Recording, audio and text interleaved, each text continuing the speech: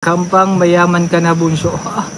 Mayaman po yung puso ko sa pagmamahal sa kapwa natin. Pero hindi po ako mayaman bunso.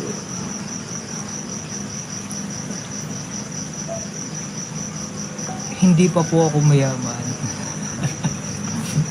Minsan yun yung tingin sa akin ng mga tao, kala nila sobrang yaman ko na, hindi naman po. Tama lang po yung nakakakain ako ng 3 beses sa isang araw, ayos na po. Sabi ko nga po maging kontento lang tayo sa buhay natin. Kung ano meron tayo, makontento lang tayo. Alam nyo mga bunso, sarap mabuhay. Minsan kasi sa isang tao kaya hindi siya masaya sa buhay nila. Parang kulang pa. Kumbaga parang naghahangad pa. Kaya nakakagawa ng hindi maganda. Naghahangad ng higit pa. Alam niyo mga kabunso, tayo, kung ano nakikita natin sa kapwa natin, gawin nating inspirasyon yung tao. Hindi man yung Ma'am Vicky Masulig Kabuyadaw Akdal 78 Hong Kong dollar, thank you so much po.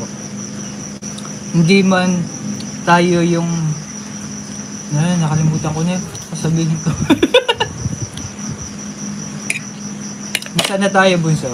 Basahin ko. Nasaan na tayo bunso? Na-distract tayo.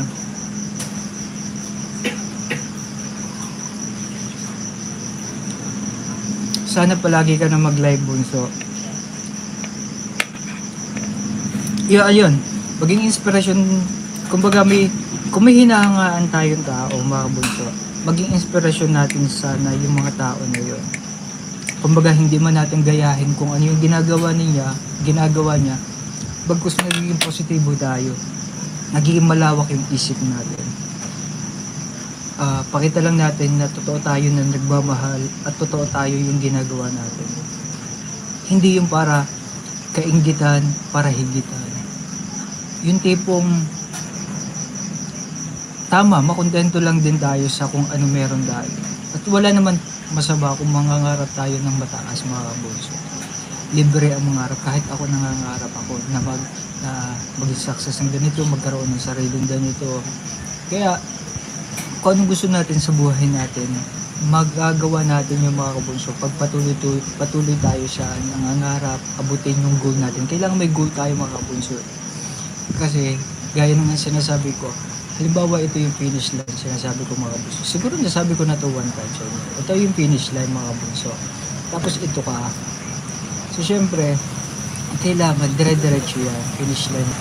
Kaso, biglang may pumapasok na obstacle sa buhay natin. Diba? Mga pagsubok, mga kung ano-ano man yan, na pumipigil sa mga pangarap at goal natin. So syempre tayo mga bunso, dire-diretso yan. So syempre kung may may nangaharang sa iyo, o kumbaga may pumipigil sa iyo, o kung may mga pagsubok sa iyo, hindi mo dapat puntahan, asalubungin o i-embrace yan. Kumbaga iiwasan mo yan bunso. Ganyan. Tapos tuloy-tuloy ka, abutin yung mga pangarap at yung goal mo hanggang sa matupad mo yun. Kasi kung nandito ka lang, ini-embrace mo siya, napofocus ka lang sa ayaw sa iyo, napofocus ka lang sa mga negatibong sinasabi sa iyo, napofocus ka lang sa mga taong sa iyo, nandun ka na hanggang sa hindi mo na isip na mayroon ka balang goal na hinahangad. Nandun ka lang, nakaista ka lang. So hindi ka na mag-grow. So iiwasan mo sila para magtuloy-tuloy ka mga bunso. Tama ba tayo mga kabunso? Ayan. That's all for today mga kabunso.